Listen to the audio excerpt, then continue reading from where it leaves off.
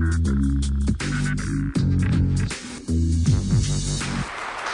sërish në studio, ndërkohë.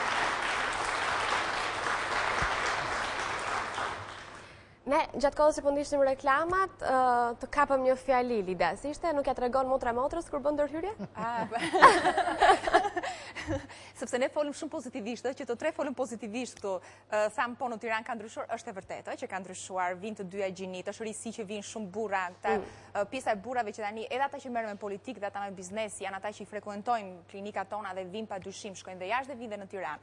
Por është dhe një pjesë tjetër që duhet ta vëmë dhe këtë në duke. Jo të gjitha që thatë doktori, jo të gjitha e tregojnë. Mund ta bëjnë ndërhyrjen, mund të bëjë dhe 2-3, ti je bindur mund të bëjë dhe një lipo abdominoplastik, gjithashtu dhe hundën brenda, po e them doktoreshës, por nuk e tregon shoqërisë. Madje kemi raste që motra nuk e tregon motrës dhe krejt rastisht e gjën klinikën edhe habitet kur, më thon, janë të dyja kategoritë. Më thon, është një kategori që është e hapur. Lida, po si thot motra, sa Nuri bukur të ka rënë, sikur s'ke qenë kështu. Po, është e vërtetë kështu sepse e thot unë e vija re thot që ndryshonte, ishte mirë, po nuk po e dalloja se çfarë kishte bërë, thoshte, ishte ndryshuar, ke bërë një gjë po se kuptoj. Në fakt e kam jetuar këtë histori edhe në Greqi. Për shembull, kur kam filluar në Greqi në fund të viteve 90, atëherë filloi të bëj edhe atje. Shumë këto në fillim nuk flisnin. Nuk flisnin, nuk tregonin, ndërsa tani të gjithë dalin televizor, flasin hapur, unë e bëj, sepse në fund nuk ka asnjë gjë që më tha tregoj. Sepse tashmë u vërtetua që këto ndryshyrje nuk e ndryshojnë njeriu, nuk e bëjnë më të bukur. Ndryshojnë karakterin e gjitha. Domethënë, e bën të ndihet mirë paksa, apo se bëri dikush një injektim botox nuk ndryshoi tipari i tij, ose nëse i mbushi paksa ato rrudha për të cilën po flisim, rrudha e trishtimit të pjesën këtu, ose ndryshojnë tiparet e njeriu dhe ishte gjithmonë ajo ideja që po ajo është e bukur, po është e bërë. Tani u bindën edhe këtu njerëzit që nëse ka bërë diçka, është kujdesur për Në fakt ka një problem. Më mirë me veten tënde. Kjo është shumë e rëndësishme. Në fakt ka një problem, një konceptim që ka ardhur nga vitet e para. Në fillimet e mjekimeve me botox, mjekimet bëheshin në doza shumë të mëdha dhe fytyra merrte një pamje të ngrirë. Këtu flasim në fillim të viteve 90, dhe kjo ka qenë një problem botëror, jo vetëm këtu kena. Ose fillersat ose mbushësit, siç ka qenë silikoni, ishin mbushësa që nuk hiknin, mbeteshin aty dhe në një gabim ose një transformim të fytyrës, ajo dal nga dal me vite transformoheshin dhe ka disa fotografi që zakonisht japin gjithandej dhe njerëzit tremben shumë. Po që janë marrë si talon ato.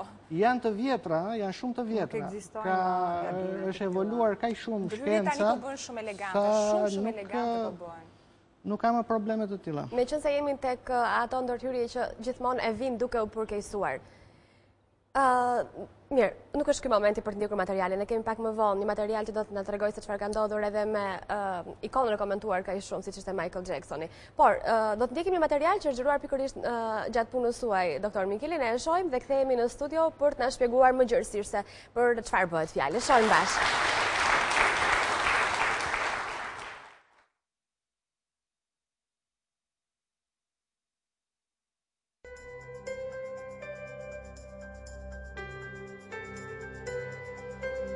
Nëse keni frikë nga operacionet, ju mund të bëni një përmirësim të dukshëm të pamjes tuaj nëpërmjet kësaj metode, që quhet rinovimi i lëkurës nëpërmjet lazerit fraksional. Një metodë që ju ndihmon të hiqni rrudhat dhe të rregulloni fytyrën tuaj nëse keni dëmtime nga lëndime të ndryshme. Është e dhimbshme si procedurë? Jem bindur që për këtë do të pyesin të gjitha zonjat. Zakonisht është një dhimbje e durueshme, më tepër nuk ke një ndjegje të lehtë, e cila shoqërohet me fryrjen e një ajri shumë të ftohtë, e cila e bën të pandjeshëm. Ke një ndjegje që zakonisht zgjat rreth gjysmëore, mbas gjysmëore çdo gjë shkon. Do kemi një skuqje të lehtë mbas mjekimit.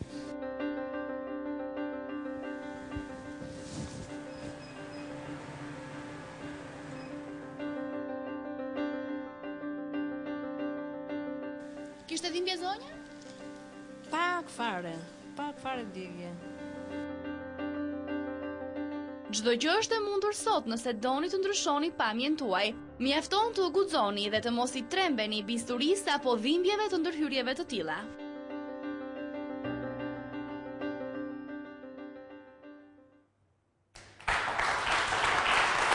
Doktor Mikeli, Çfarë po ndodhte me zonjën e material? Procedurën që pam është ajo që quhet rinovimi i lëkurës nëpërmjet lazerit. Është një procedurë e vjetër, por që ka marrë një formë të re këto vitet e fundit, atë që quhet lazeri fraksional.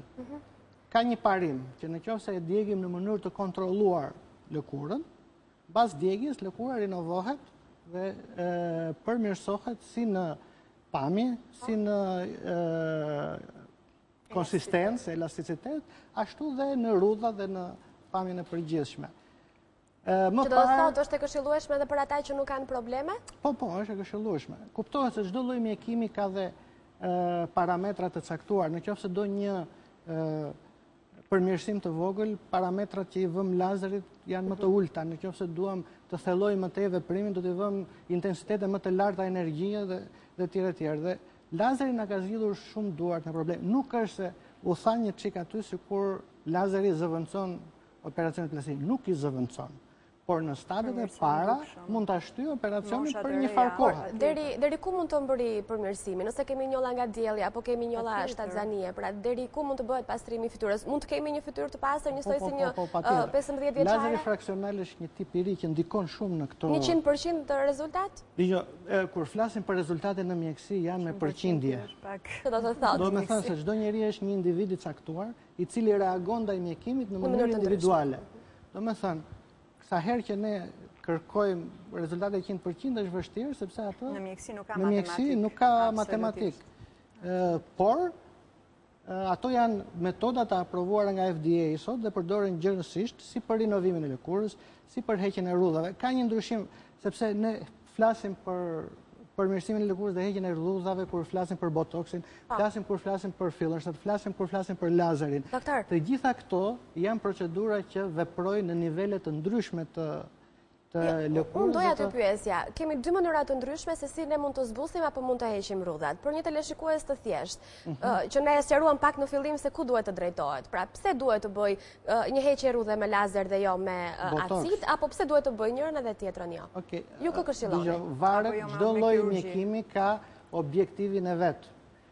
Kur flasim për rrudhat, objektivi është rrudha. Për rrudhat e shprehjes. Rrudhat e shprehjes janë ato që janë mbi hund në pjesën e sipërme, kryesisht. Se kryesisht janë, thamë, në mjekësi nuk ka çdo gjë absolut. Kryesisht janë rrudhat e sipërme dhe ato mund t'i kesh dhe në moshën 20 vjeçare, sepse je shumë ekspresiv, shprehesh, pavarësisht se me kalimin e moshës, me prishjen e asaj konsistencës së lëkurës, elasticitetës së lëkurës, ato thellohen. Dhe botoxin ndërhyn shumë mirë në rrudhat e shprehjes. Por i bie kjo moshë që thellohen?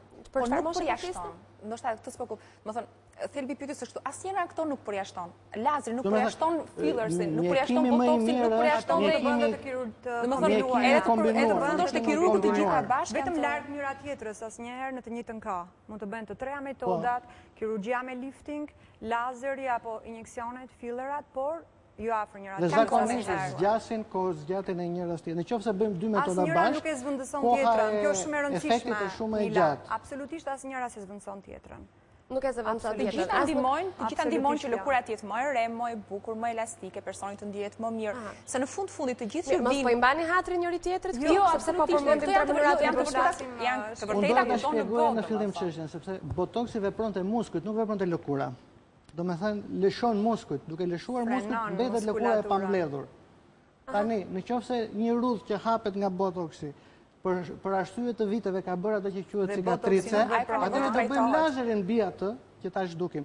Rrudha që bën cicatrice kemi parasysh rrudhat në mosha të vjetra kur edhe kur e hap rrudhën duket viza. Do me thënë aty do t'i shtojmë mjekimin me lazer. Por as lazeri nuk vepron, do ndërhyet me kirurgji. Atëherë, kështu siç jemi radhitur, për fazën e parë ka Lida, më pas vim tek ju dhe në fund fare shkojmë te Silva, kështu është? Bashkë kemi kirurgjia ndoshta mund të jetë. Nuk dalem, sepse unë aplikoj dhe filler përveç mini lifting apo lifting. Në të njëjtën kohë, pasi mbaron një mini lifting pacienti ka nevojë për shembull nazolabialet nuk janë të rrequr plotësisht, patjetër do bëj filler. Më absolutisht nuk e përjashton njëra tjetrën, si intervente apo si ndërhyrje. Pastaj tani kanë filluar të rregullojnë huma edhe me fillers. Po, edhe huma me filler, po. Me injeksione. Këto janë metoda që kemi ne të cilat përdoren më mirë ose më pak të çdo individ, përcaktohet ajo, më mirë është njëra ose tjetra për momentin, por mund të përdoren dhe të kombinuara të gjitha bashkë për të arritur rezultate më të mirë.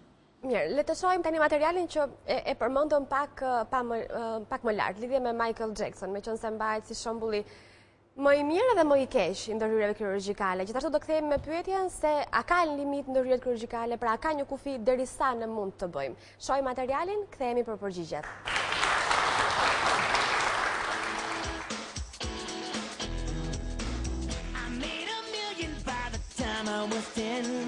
Mamaja e Michael Jackson tregon për fiksimin e ishullit të muzikës për operacionet plastike. Catherine Jackson thot se Michael ka kryer vetëm 2 operacione në hund. Ajo urdhëroi doktorin që të gënjente Michaelin për operacionet e tjera, duke mos bërë ndërhyrjet e duke i thënë më pas se ndërhyrja kishte pasur sukses, sepse fytyra e tij vetëm po ndryshonte dhe po deformohej dita ditës. Michael Jackson është një prej personazheve VIP në botë, i cili numëron shumë ndërhyrje kirurgjikale në trupin e tij, deri tek ajo që e din të gjithë, ndryshimin edhe të ngjyrës së lëkurës, që konsiderohet si një nga operacionet më të vështira për t'u arritur. Për sa i përket këtyre operacioneve, mamaja e Jackson u shpreh. Ai kishte një çrregullim që e bënte të humte pigmentin dhe Michael nuk donte të dukej si një njeri i pist. Kjo është arsyeja e operacioneve të tij të lëkurës.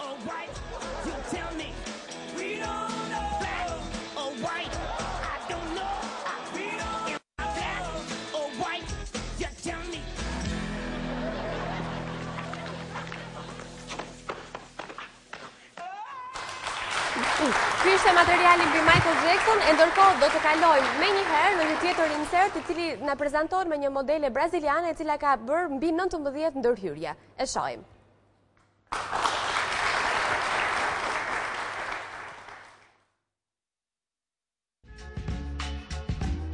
Juliana Borges, 22 vjeçaria, Miss Brazili me mirësjellje, ka rrëfyer se ka shkuar tek mjeku i kirurgjisë plastike për të 19 herë dhe ka lënë atje shumë dollar për të bërë mollzat, barkun, buzët dhe hundën. Ajo ka deklaruar se ndihet mirë dhe sipas shpalljes së saj si Miss, ka pranuar se ka bërë ndërhyrje kirurgjikale. E për këtë shumë gra do të ndihen të inkurajuara dhe do të rendin tek mjeku i kirurgjisë plastike pa pasur turp.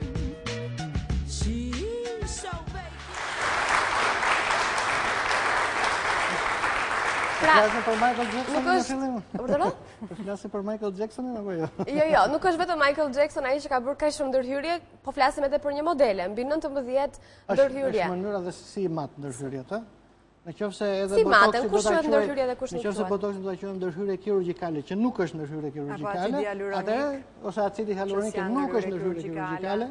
Janë ndërhyrje estetike. Mund të themi shumë. Janë ndërhyrje estetike. Jo, po ndërhyrje kirurgjikale. Ose diçka, për shkak ai personazhi i parë që na keni zgjedhur, ai mbreti i muzikës, është që ke vështirë ta diskutojmë ne, ta analizojmë atë figurë. E para njëra ai shkonte kirurgët më të mirë plastiku, nuk e vën dyshim që shkonte se kishte mundësi të shkonte më të mirë. Po ai thoshte dikush jo atje, ai ishte mbreti i muzikës, kushdo do donte ta kishte klientel. Dhe pastaj kërkesat e tij ishin shumë të çuditshme. Është shumë e vështirë të analizosh atë personazh në tërtërsinë e vet. Qoftë kërkesat që pati për të ndryshuar fytyrën, domethënë nuk merrim dot ne mjekët të përballemi dhe themi bën mirë apo bën keq ata që e bën atë, sepse janë bërë dokumentar pa fund. Janë bërë dokumentar pa fund dhe s'po i gjejnë domethënë këtë zanafill dhe këtë histori. Shtoja diçka për këtë rast. Njëherë për figurë, për starët ka gjithmonë legjenda shumë, domethënë nuk mund të besojmë çdo gjë që po një nga teoritë. Këto janë të dukshme, besojmë apo nuk besojmë. Duhet të shpjegoj faktin. Një nga teoritë që thotë që ka bërë operacion për heqjen e ngjyrës, nuk ka operacion që të heqësh ngjyrën e lëkurës. Por ka një sëmundje lëkure, e cila të zbardh dhe quhet vitiligo. Shpesh herë kur kjo është hera e parë që po e dëgjojmë, apo janë ato legjenda që ju përmendën. Atë si tha nëna e tij ka një çrregullim, tha që kishte mungesë në pigmentit. Ajo që mund të ketë ndërhyrë Michael Jackson në pigmentin e tij është fakti se shpesh herë kur kjo vitiligo zë një zonë të madhe të trupit dhe mbeten zona me pigment, është më mirë të heqim atë pigment që ka mbetur, sepse nuk mund ta pigmentojmë gjithë organizmin.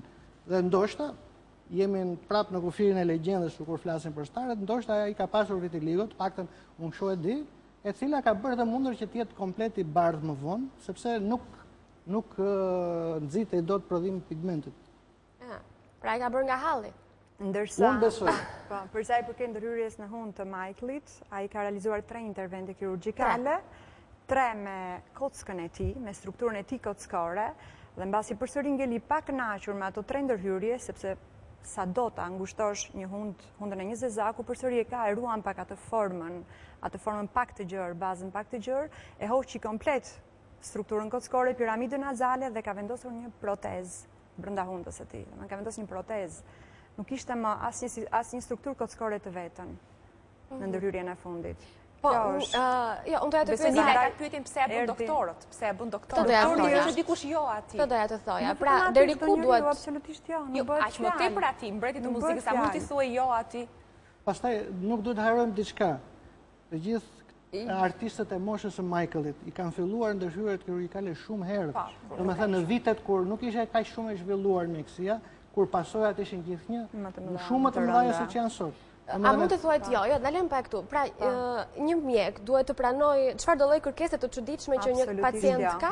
Është çështje individuale çdo mjek. Ai pranimi nuk dorëzohesh, pranimi nuk vjen me një herë, ti ja shpjegon, ai të rikthehet përsëri, ja shpjegon përsëri, dhe nëse nuk e dëmton shëndetin e personit në fjalë, atëherë do ta bësh.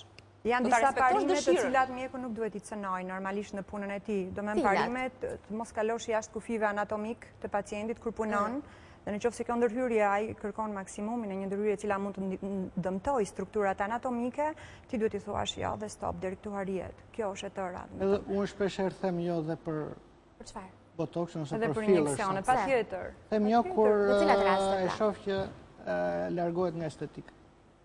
I them unë nuk e marr përsipër, mund të gjeni një tjetër që mund të marrë përsipër. Nuk ju a bëj sepse nuk besoj se unë ofroj diçka të juve. Jo, kjo na ndodh të gjithëve, ne po flisim për personin në fjalë që pse bëhet. Edhe në raste të tilla, më të thjeshta. Është shumë këndshëm të zbukurosh, por të ruash në natyrshmërinë. Është normale, pjesa më e bukur është të ruash natyrshmërinë. Në momentin që mjeku e prish atë natyrshmërinë dhe e deformon apo e ngrin, e bën rigide një fytyrë, nuk është e bukur, pastaj absolutisht nuk është e bukur. Domethënë ka limite, duhet patjetër që ti thuash që ka limite pacientit. Për sa i përket dhe mjekët kanë goxha limite, pavarësisht se njerëzit mendojnë se s'kanë. Mjekët kanë shumë limite. Të tjerë që nuk janë mjek nuk kanë limite. Limite nuk i njohin parukierët, nëse shkon në parukeri që është fatkeqësisht shumë e madhe, jo korrigjuesh doktoresha që po sepse po bën shumë që po e prek këtë temë sepse vazhdo ta akoma në Tiranë. Shoqata në mbrojtje të pacientëve, sepse është fatkeqësi, më kanë ardhur pacientë me paraliza faciale, me dëmtime të theksuara në fytyrë, nga ndërhyrjet nëpër parukeri. Është fatkeqësi e madhe të marrësh një ndërhyrje estetike mjekësore në parukeri apo në qendra estetike. Por dhe materiali që lë shumë të dëshiruar, edhe kjo materiali dhe materiali që lë shumë të dëshiruar.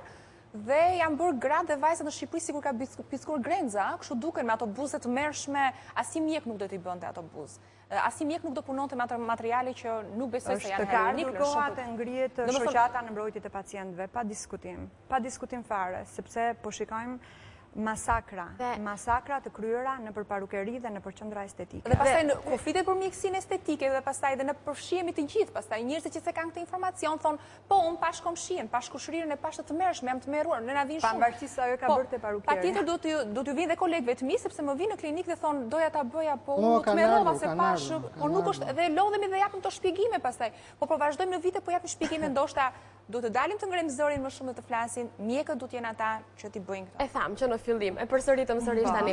Pyetja që na lind të gjithëve është a janë të kushtueshme këto ndërhyrje? Pra, nëse e kemi një ide se sa kushton të mbushësh një dhëmball dhe madje në Shqipëri është më lirë se sa në botë. E ke iden sa kushton të mbushësh një dhëmball? Në Shqipëri, po flas. Jo, e ke iden në Shqipëri sa kushton? E kam iden. E ke iden? Unë besoj se nuk është një shkollë të gjithë. Nuk është, okej, nuk është standarde. Ndërhyrja varet për sa ka nevojë pacienti, për sa injeksione botox. Jo, unë doja të thoja këtë, që shqiptarët të paktën që jetojnë jashtë Shqipërisë vinë edhe i kryejnë të tilla shërbime tek stomatologu këtu pasi janë më lirë. Kjo gjë ndodhet tek ndërhyrje më lirë. Sigurisht është më lirë. Është më lirë se ju, kolegët tan, gati për gjysmë. Dhe punohet me të njëjtën teknikë dhe me të njëjtat produkte. Sepse në mjekësi çdo njeri është individ i veçantë.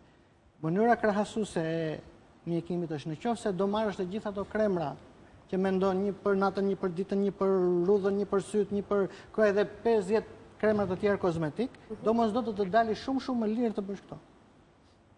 Kjo nuk e përjashton në trajtimin me krem. Absolutisht nuk e përjashton. Jo, dëgjoj. Zëvendësojnë kremrat? Po domosdoshmë, se nëse bën botox për çfarë duhet kremi antirudh? Jo, po do duhet një krem hidratant. Mund të bësh mesoterapi që ta ushqesh, s'ka nevojë të bësh. Përveç se ka persona që nuk duan ta bëjnë mesoterapi, asnjëherë nuk e përjashton këtë. Dhe nëse trajtimi me krem nuk përjashtohet, pavarësisht nga botoksit. Të kesh rezultate shumë të mëdha. Nga kremrat nuk pret çuditëra, kjo është. Nga kremrat mund të presësh kur çuditëra apo eliminim të rrudhave. Por njerëzit janë edukuar tani, normalisht nuk mund ta evitosh kremin. Pret çuditëra apo nuk pret çuditëra? Jo, nuk pret çuditëra nga kremi, por ne nuk mund. Domethënë ne duhet të edukohemi të mos presim çuditëra nga asnjë gjë më në botë sot. As të bën një lifting të pres çuditëra, as të përdor kremin, do të jetë edukata jonë që duhet të kemi informacion se cilët janë kremrat që do të përdorim në etapat saktura të moshës sonë. Duhet të kemi informacion dhe gjatë gjithë jetës ne duhet të heqim dorë nga kremrat të trupit dhe të fytyrës. Lëkura jonë duhet mbrojtur, hidratuar, ushqyer dhe mbrojtur ndaj diellit. Këto i bëjnë vetëm kremrat. Pastaj nëse duam hapa të tjerë, pastaj që ne të mos na shqetësojë një rrudhë vogël apo e madhe që është krijuar kjo. Mund të realizoj kremi apo në fytyrë. Këto realizohen pastaj me fillers. Nëse duam një lëkurë që të heqim shenjat e diellit, atëherë shkon te doktori dhe trajtohesh me lazer. Dhe nëse do pastaj ti ke provuar me kremra, e ke provuar me fillers, e ke provuar dhe me mesoterapi, dhe kjo lëkura jote e qafës nuk ka ndryshuar, edhe lëkura e fytyrës tënde nuk ka ndryshuar, atëherë futesh në një mini lifting.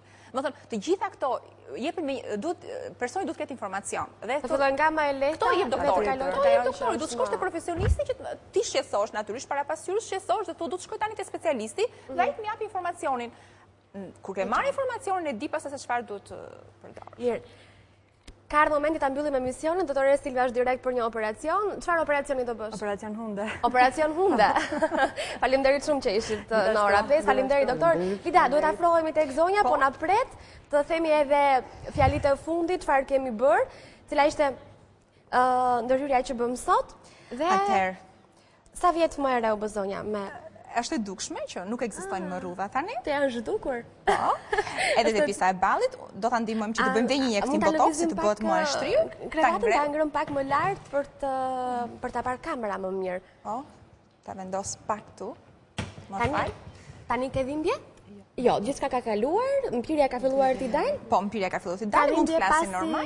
Jo, absolutisht nuk ka dhimbje, do të duhet ta mbaj pak me të ftohtë me një akull paksa. Atëre, kemi bërë pjesën e dy rrudhave të ballit këtu dhe rrudhat e trishtimit që janë këtu. Është goxha e dukshëm ndryshimi. Faleminderit. Zonja do ndihet e lumtur kur të shikohet para pasqyrës, ishte në merak, kishin filluar ta shqetësonin. Kjo është një zgjidhje. Jo vetëm e nevojshme për personin, por është edhe dobishme sepse e ndihmon, e ushqen. Domethënë, bëri vërtet një investim. Duhet ta përsërisi pas disa kohësh? Nëse do donte, po, nuk të krijon varësi, nuk është e detyruar që ta ripërsërisi, por nëse do dëshironte përsëri një pamje më të freskët të fytyrës së vet, do t'i duhet që të vinte mbas një viti e gjysmë, mbas një viti e gjysmë do t'i duhet përsëri që të vinte. Pra, për një vit e gjysmë nuk do të ketë ndonjë ndryshim të madh, pra për sa kohë do ta shijoj këtë pamje të re të saj? Për një vit patjetër një pamje, po kaq e freskët do të kënaqur me këtë injektim. Por sa mos plaket më shumë, pra kjo. Jo, absolutisht, kjo është shumë e gabuar. Është e gabuar. Që ne nëse nuk i përsërisim, na rëndohet. Absolutisht nuk plaket më shumë, sepse acidi hialurinik që kemi injektuar në të dyja këto zonat shërben edhe për ushqyerje. Absolutisht nuk mund të nuk themi në gjendjen e mëparshme. Në një gjendje të mëparshme shumë të ngadalsuar dhe ky vit i moshës tonë biologjike që ka kaluar nuk e ka ndier zonja. Domethënë rrudhat nuk janë evidentuar më shumë, janë të fiksuara më mirë, të mbajtura, kjo shërben edhe si një mbajtëse në këtë pjesën. Pra, ka ndalur kohën për më shumë se sa një vit. Po, moshën biologjike dhe ka ndihmuar që kjo plakë biologjike të ketë tani hapat më të ngadalshëm. Është ndihmë akoma dhe më e madhe. Faleminderit shumë. Urime, shpresoj që të ndihesh mirë. Lida, faleminderit. Faleminderit dhe Tunila, ishte kënaqësia ime. Ndërkohë, ne pak nga pak kështu kemi mbritur në fund të emisionit ora 5. Shpresoj shumë që me këtë emision sot të keni marrë sa më shumë informacione, të kemi shuar kuriozitetin tuaj, të kemi shuar pikpyetjet që keni në mendje në lidhje me ndërhyrjet si ato kirurgjikale, si ato më të lehta siç janë botox apo lifting. Kemi parë ndërhyrje të hundës, kemi parë ndryshime të gushës, kemi folur për numrin maksimal e themi të ndërhyrjeve që mund të bëjmë, apo përkeqësojmë apo përmirësojmë, kështu që ju e dini vetë se çfarë duhet të bëni, rëndësishme ka që të ndjeheni mirë me pamjen tuaj. Unë i përshëndes këtu nga ora 5, kalofshi një mbrëmje sa më të këndshme në vazhdim, qëndroni me Vision Plus, e ndërkohë është momenti ta mbyllim ashtu siç e hapëm, me balet.